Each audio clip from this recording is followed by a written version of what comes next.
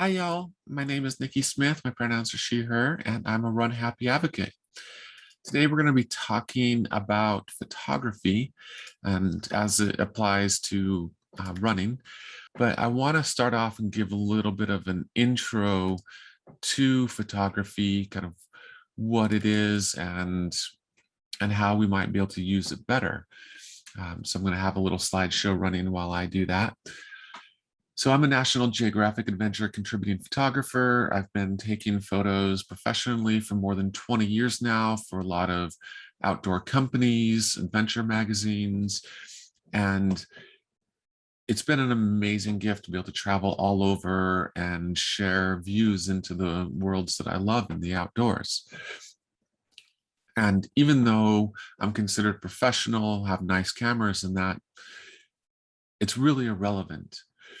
The best camera in the world is worthless if you don't know how to see.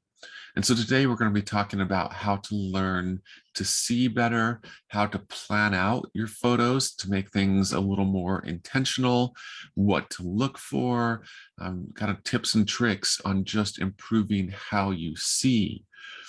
The best camera is the camera that you have with you. And most of us, when we run, aren't carrying a heavy mirrorless SLR or digital SLR.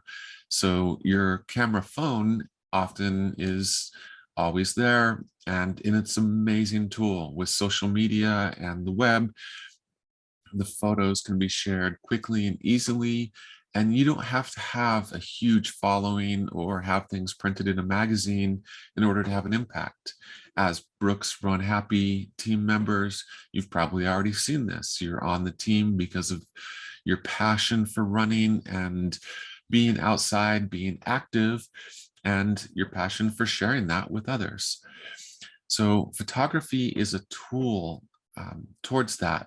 It's an art form, but it's a way to share who you are and what you do. And whether you realize it or not, people are paying more attention than you might think. I get messages weekly from folks who see photos that either I've shared or of me, especially from the trans community, when they thought they were alone. They didn't think there was anyone else out there like them. And seeing photos of another visible trans person helped change their perceptions of what they might be able to do. So photography can be very powerful. And so we're gonna kind of wrap up this little intro and start going into a presentation on some of the things that you should look for, how you should plan things out, and how to make your photos better. We're not really gonna get into camera tips and tricks. That is pretty irrelevant. We're gonna learn how to see better.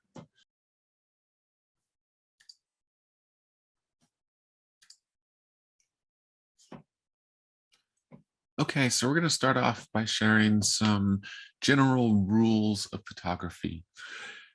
Like a lot of things in life, we have rules that are kind of a general guideline. There are often times when you can and should break them, but you have to understand the rules and why they work, why they are helpful in order to break them later on. So we're going to start off with the rule of thirds. So most cameras and phones have a grid view to help align your shots following the rule of thirds. And it's a guideline that helps create a dynamic composition. So the main elements of your images should fill or fit in or near one of the outer thirds and not in the center of the frame. This is one of the mistakes that most people out there make when they're taking their photos, is that they have their subject dead center in the frame. And the way our eyes move through a scene, if something is in the dead center, we're going to go to that and then we tend to stay there. But having your subject in one of the outer thirds keeps your eyes moving through there. And so these are kind of two examples of photos that are following the rule of thirds. And then we're going to move into examples of what the grid will look like. So on your camera view screen or in your phones, and if you don't have the grid set up, I'll share a little bit of info, at least for an iPhone, doing it on Android or Galaxy, Samsung, Google phone is very similar, but you'll have to dig into that on your own phones.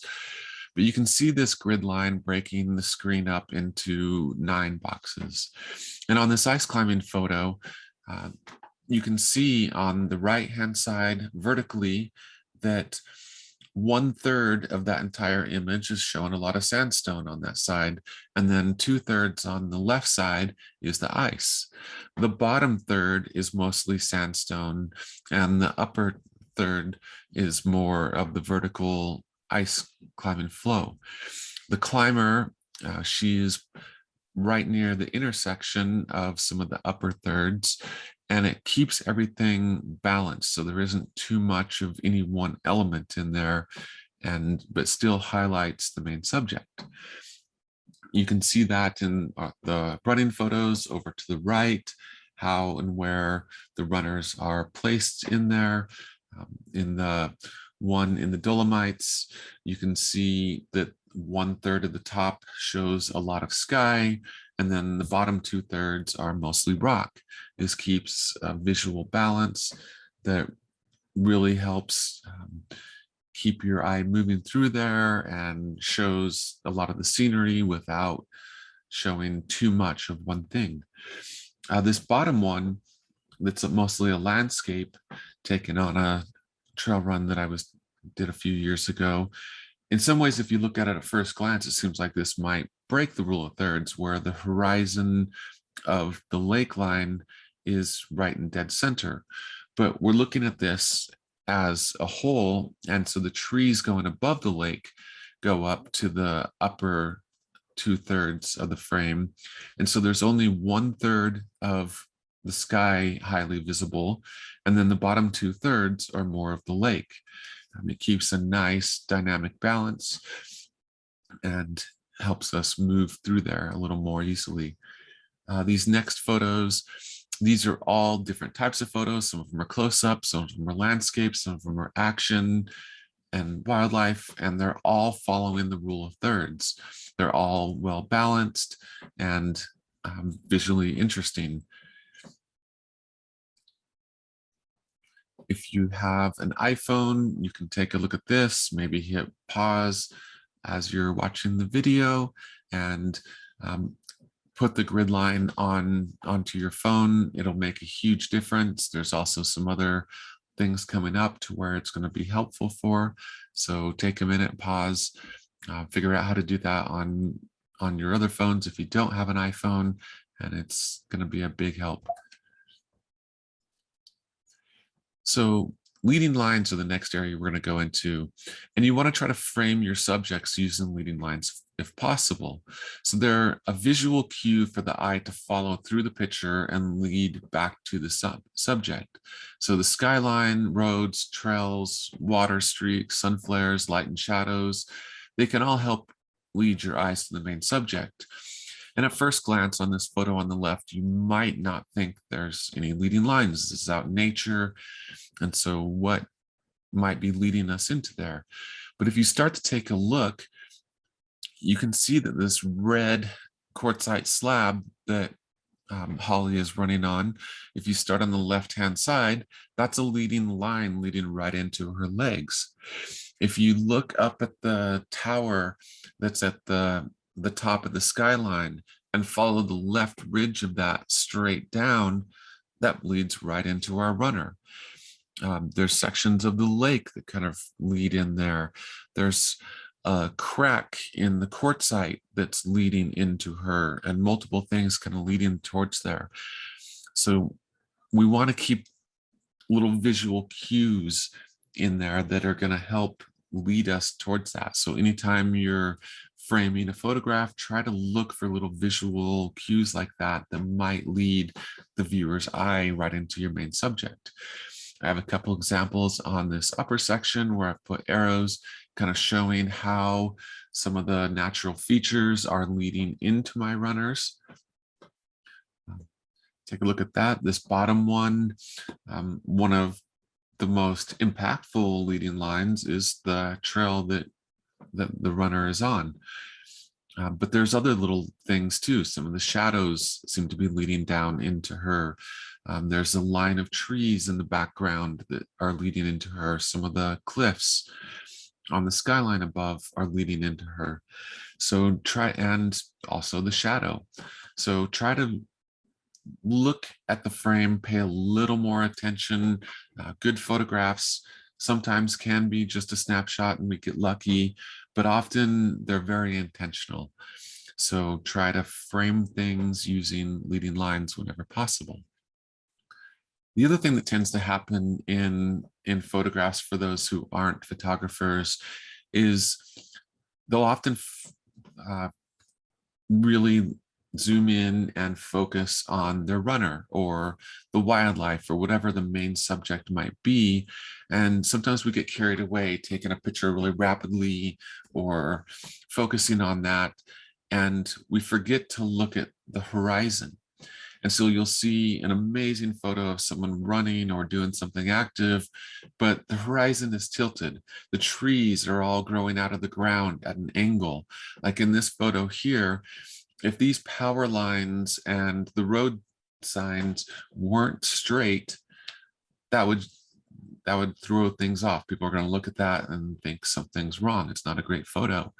So then we might have to go into Photoshop or one of the programs in our cameras and try to crop it and straighten it. But when you do that, you're going to lose some of the frame, and what might have been a great photo potentially no longer works because you've cut out some of the elements that you really wanted to share in there because you had to crop it in order to get the power lines more straight. So you need to try to pay attention to the entire scene and not just your subject. It's all important in there. Here's a few examples in here of some outdoor things where the upper left-hand one, the road, dam, and horizon kind of right above the lake. If that was a little tilted, that wouldn't quite look right. So I'm using my grid lines often to line up in order to help keep that horizon straight. This bottom one on the left, you might think there isn't anything to line up on because I'm not showing any horizon, but the lake itself ends up being a horizon line.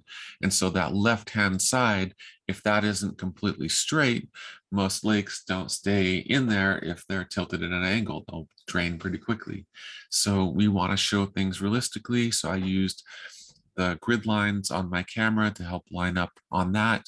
And then everything else kind of balances out because of that. This slot canyon on the right-hand side, again, it seems like there might not be anything that you can use to reference off of, but the stream itself, in the back of the stream by the shade line, that line is straight going through there, and so that keeps everything else balanced in there and doesn't throw anything off. One of the other reasons that we follow these rules in photography, and this is especially important because y'all are ambassadors for Brooks, is that you want your photos to be seen. You want them to be shared.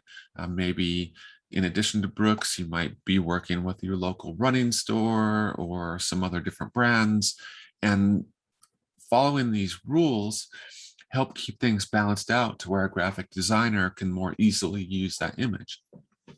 So this photo that I shared earlier for the rule of thirds was used by Trail Runner magazine years ago as one of their covers. Having the sky be 1/3 allowed them to put this text at the top for their Trail Runner magazine. Having my runner over on the left-hand side balanced out allows balanced text to go in there on the right-hand side. And it just makes it a lot easier for a designer to add graphics to.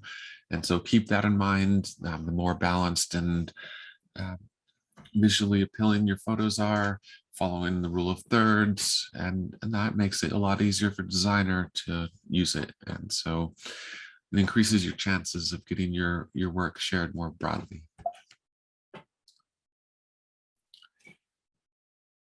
So a lot of times we're out there running and maybe we feel like, okay, I need to do a post or something. And so I'm just going to take a picture real quick, and that can be okay. But Background and foreground in a photo are really key to making the photo stand out even more. It's super important. So whether it's on a track in the city or on the trail, you want to try to show things around the subject that will enhance the photo in some way. Excuse me. You want to use the surroundings to enhance the colors of your shoes or outfit. Your surroundings can root a viewer in place. I'll use Seattle as an example because that's where Brooks is headquartered. But when you see a photo and it shows the Space Needle in there, it doesn't matter where it is in there. You could be trail running in one of the parks there or on a road. You see that Space Needle, instantly your viewer knows that you're in the Seattle area. Maybe you're running past the Pike's Place market sign, or you see Tahoma, which is Mount Rainier, in the background. Again, that roots the viewer in place. Every one of us lives in a city that has, or area that might have something that gives an idea of what that place might be all about. So in the Pacific Northwest, again, even if you're in the deep forest and can't see visual reminders on the skyline, the moss on all the trees there, the ferns in the ground gives a good idea that you're in the Pacific Northwest. In the Rockies, jagged peaks, aspens, there's a lot of different things that scream the West. In the Southwest, that desert sandstone can do that. In the Midwest, more flat open areas, cornfields. There's a lot of things you can use to help give visual reminders out there and root your viewers in place. But that scenery should help enhance whatever you're doing. So this photo on the left was taken in Goblin Valley in Utah, and running through the hoodoos at night, lighting them up to try to show off those features while trail running through there. If I had taken that exact same photo just on a track in the city without a visually interesting background, it doesn't come off the same way, but it's still just a running photo. But I made it something a little more interesting by sharing a more dynamic background. This upper right-hand side one, this is right near my house in my neighborhood, and it's mostly just rows of homes, but there's this public art installation at an intersection of this well, and I use that to create something a little more interesting as I'm running in my own neighborhood. And then this bottom one, running on a ridge line in the middle of the salt flats. In Utah, there's a little mountain range out there that's surrounded by the salt flats, and showing a lot of what's going on in there, makes the running photo a little more visually interesting and impressive. So try to think about what the background and foreground both could be to make your photo stand out a little bit more. When you're taking photos, whether it's running or biking or climbing or really anything, you want to show where your subject is going and where they've been. Often we get in really tight, and that can be great, but you want to try to have a mix. And even if it's a tight photo, which I'll show some examples of, you still want to leave a little bit of space. Ideally, and this doesn't always happen, and again, this is a rule that you can break, but ideally you want to show more space in front of where your runner is looking. So you can see in these two examples, based on where their face is at, that there's a lot more space going that direction to show what they're going to encounter next as they're running through the frame. But you also see a lot of where they've come from in there. So keep that in mind as you're going through. Some of these are getting in a little bit closer. I'm still trying to show some of the trail as much as possible on these. I'm showing a little bit of the trail behind them and what's come up, but where they've been.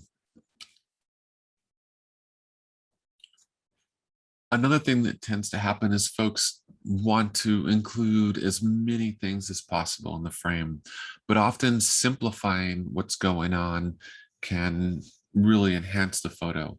These are cases of kind of extreme simplification, turning this photo of Devil's Tower National Monument into a silhouette. And it's very simple. It's all black with the star trails in the sky above. On the right-hand side, this is a photo at sunset from the Cosmiques hut on Mont Blanc in the French Alps. And the sun filtering through the haze gave off this beautiful color and just showing layers of the mountain ranges in the background. It's very simple, all the same color palette, but it creates something visually and beautiful, visually interesting. This upper one, this was on a really cloudy, flat day. I was driving on a dirt road and this turkey vulture was hanging out on the top of this old power line. And I turned it to black and white and just really focused on the textures in there. And it makes it stand out. You don't have to add everything into a photo in order for it to stand out and look good. Often, the more you can reduce and take away from the photo, the more it highlights your actual subject.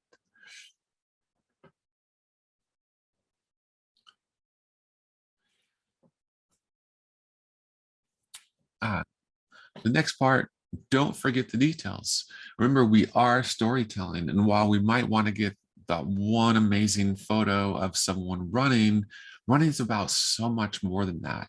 It's about the people we go out with, the landscape that we see, whether it's in the city or in the mountains. It can be about the equipment. It can be about the views. So try to capture that. Our Instagrams have carousel where you can do 10 images. If we're creating reels, you can do a lot more photos in there. Share what it is to be a runner.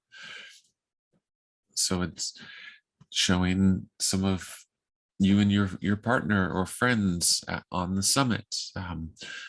Beautiful fall leaves with the morning dew on there.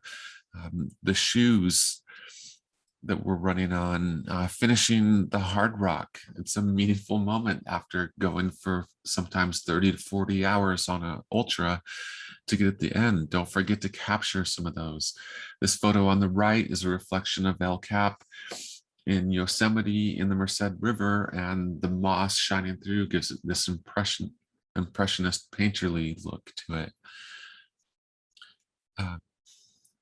The photo on the right-hand side, it's kind of hard to see, but there's 3 backpackers in there, kind of shows the scale of the place. And then getting in tighter, showing the waterfall.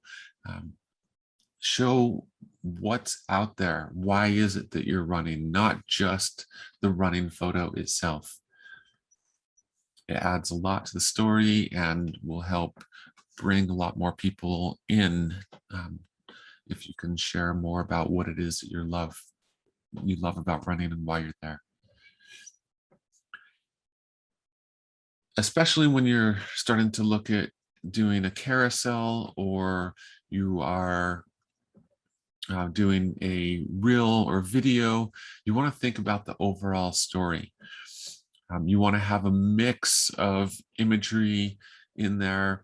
The next series of photos, this is from a trip I just did recently in the Dolomites in Italy, and I'm hoping to do a photo feature in a magazine, and I've shared some of the stuff on my Instagram as well.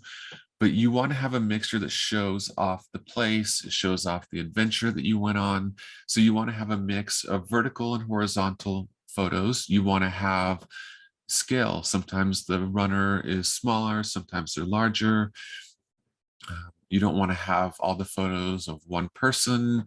You want to try to mix up the color palette in there. So every day we were doing this hut to hut trip, we were in different outfits. If you had the same blue outfit on every single day, it gets kind of boring for folks to look through. So you want to try to add variety in there.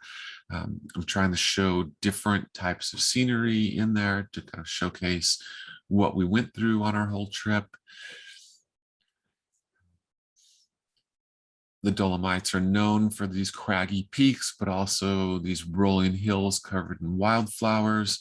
And so I want to show that. Trying to show a little bit about the maps, the end of the day, hanging out at the refugio or hut.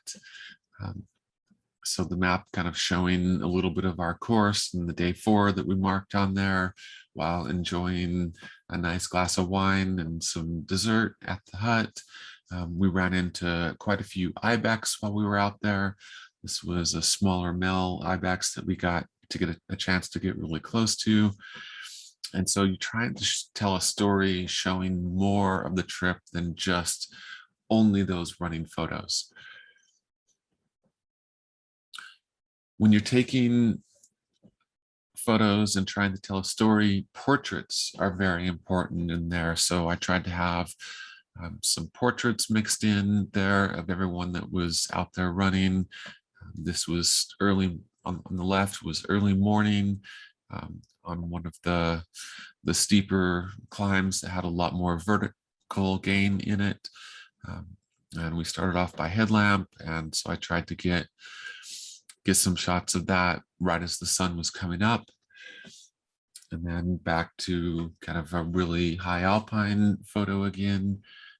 But you're using your photos to tell that story. So think about the overall story. It doesn't all have to be just that one grand running photo.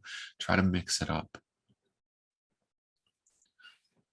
Then colors. Colors can be very important. I've given examples here of the same photo. I photoshopped the red squirrel suit into blue. There's a major difference when you look at these two photos of the blue on the blue sky versus the red on the blue sky. The red stands out a lot more. So I'll often, before I go out for a specific photo shoot, I'll think about what does the area look like that I'm going into. If it's a trail run, am I in the trees mostly? And if there isn't a grand view and everything's going to be green, then I'm going to think about that color palette, and I want something that stands out a little bit more. If I'm going to be in the city and I know that part of town maybe is a lot of residential homes and the homes tend to be these certain colors, I'm going to look and try to find clothing that stands out from that. So think about what the background might be and try to come up with a color scheme that's going to stand out a little more on this. You can see on this bottom right-hand side one, I've been running this trail a lot and I really wanted to get photos of someone in these yellow wildflowers. And I knew that the city view tended to be a little bit bluish behind there. So I had my runner be in a bright red shirt so that they would stand out against that background. For these two ones, kind of in the fall, you see a lot of yellows and oranges and reds and a little bit of green in there. And so I had my runner be in a bright blue top, so she stands out on that trail more. On this one on the right-hand side, there's a lot of green and yellow in there. So I had my runner be in a red shirt so that they would stand out against that background. Putting that time into picking out the colors before you go out to take those photos can make a huge difference. It'll make you stand out more from the background and really shows a lot more contrast and is a lot more visually interesting. So think about your color scheme before you go out on your run and take your photos. It'll add a lot to your photos. So for portraits, I know for a lot of folks, portraits, they're intimidating, they're uncomfortable, both behind and in front of the lens, but they shouldn't be. They're a great way to connect with someone, share who you are as an artist in person, and show everyone who your subject is. That subject might be yourself.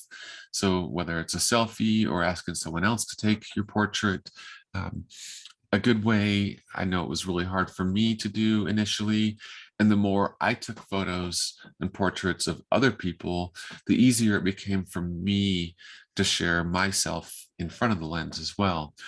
Um, you don't have to have really nice equipment. There's a lot of things you can do. People have this idea that you have to have studio lights or flashes or all these other things, but you can take great portraits in the portrait mode on your phone. It's really about thinking about the background there and connecting with your subject. All these photos that I'm about to share, these portraits, these were all taken with natural light. I didn't add additional lighting into most of these, with the one exception of this one by headlamp. And the way I lit that one up is I used my headlamp to give a little extra light on my subject. Most of us probably have a headlamp or flashlight. You don't need super nice equipment, but you can take that exact same photo with your iPhone and then a headlamp on a person right at dusk, and they can stand out. Having a great photo, portrait of someone or yourself really adds a lot. I found in a lot of my photos, if I share a climbing photo or running photo, I'll get a certain amount of likes. And if I put a cute portrait of me in there, I get triple to quadruple the amount of likes a lot of times. So it can make a huge difference. Add those in there, show off who you are, who your subjects are. Portraits allow people to connect a lot more than just the running photo alone. So that kind of wraps up the online portion of the class. I guess the main takeaways are really be intentional with your photos. Don't just go out there and think I have to get a couple photos for my Instagram. Try to be deliberate. Think about areas when you're running and look for backgrounds that'll stand out. And after you've done that run, go back there on another time, even if you drive up there and park nearby in your running clothing and have someone help you get photos. Doesn't matter, but be intentional about where you're going, what colors you might choose, how you balance that photo, and learn to start looking at something in terms of a photograph rather than just capturing something randomly out there. Think about that frame and about what you want to show off, what story you want to tell, and that'll help your photos drastically. So thanks for sitting in on this, and I hope you have a great day and enjoy your run.